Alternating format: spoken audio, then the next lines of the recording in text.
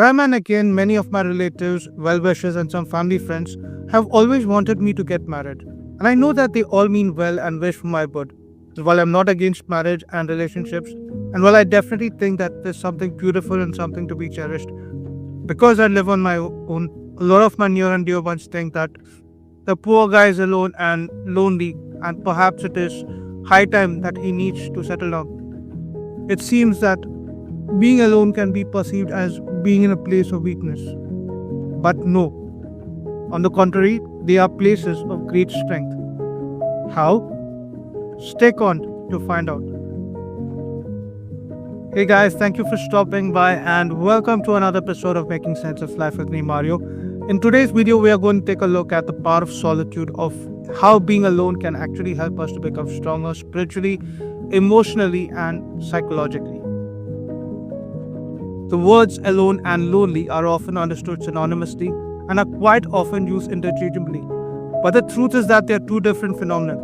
Being alone means being by oneself, like solitary, while being or feeling lonely could imply feeling unhappy because of feeling isolated from contact with other people, like the feeling of desolateness. The former is positive while the latter is negative. Israel Adesanya, who's a well-known personality in the world of MMA, once said, "A lot of people don't like to be with their own thoughts because they don't like what is happening up here, that is the mind, but you have to face yourself so you can learn how to be yourself. If I can conquer myself, I can conquer anyone." This is a part of not just my training, but about life in general, which is just learning to be alone with my own thoughts and enjoying my own company. For how can you love someone if you don't love yourself? Scientific research has also proven that insights are born when one is all alone by oneself in a quiet atmosphere. Sometimes, solutions to big problems come in quietness and stillness. There is power in solitude. Thus, while being alone can seem like an escape route from the problems of life, it is in fact putting us in a better position to face up to the real problems of life. Our blessed Lord Himself assigned so much of importance to solitude during His time on earth. Like, for example, St. Luke's Gospel alone mentions Jesus' love of lonely places 3 times in just 1.5 chapters, as can be seen in Luke chapter 4 verses 42, Luke chapter 5 verses 16, and Luke chapter 6 verses 12. So important was solitude for Jesus that He once jumped into a boat to get away from all the noise to pray, think, and listen to His Father's voice, which can be seen in Matthew chapter 14 verses 13. And what's even more interesting is that the busier Jesus got, the more He sought out solitude, as we see in Luke chapter 5 verses 15 to 16, that as the news about Him spread all the more, Jesus often withdrew to lonely places and prayed.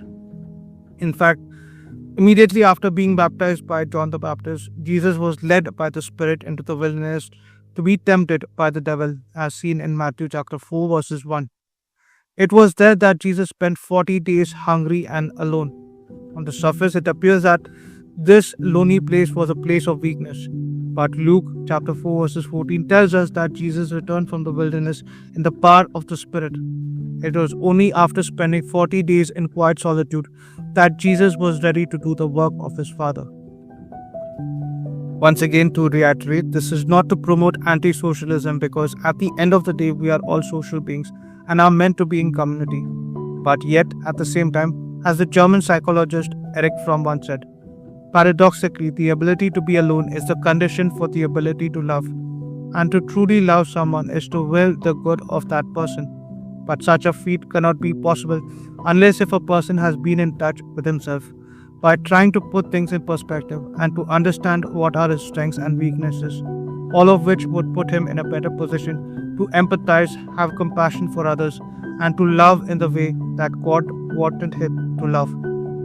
It's sad to see the number of divorces and the number of breakups that happen, all of which can be attributed to the lack of this particular quality, because by cultivating such moments of solitude, it can help us to understand ourselves, to help us get a grip of reality, to find out what are the things that make us tick, and so on. Lastly, to quote the words of Picasso, "Without great solitude, no serious work is possible. Big discoveries are the result of thought, and the most fruitful thoughts are born when one is alone. So don't belong to others to the extent that you do not belong to yourself. Know how to get away and separate yourself because, as Thomas Edison said, the best thinking has been done in solitude. The worst has been done in turmoil.